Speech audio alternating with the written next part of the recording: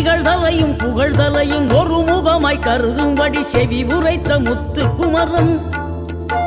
நீ வறுமையையும் வளமையையும் சமநிலையாய் உணரும்படி மதி கொடுத்த செல்வ குமரன் தடை 100 வந்தாலும் செயல் வெற்றியாக்கி தரும் தாராள குணம் கொண்டவன் நீ வலை வீசும் அறிவுக்கு தொலைவானவானாகி மாறாது அருள் செய்பவன் தீராத காதலோடு திருவடியை தொழுபவர்க்கு திரவியமே தருகின்றவன் நீ தாராள உள்ளமோடு தவக்கோலம் கொண்டு பெறும் தார்மீக பொருள் தந்தவன் தார்மீக பொருள் தந்தவன் ஆறுபடை வீடும் அருள் வழங்கும் முருகா அருகே நீ ஓடோடிவா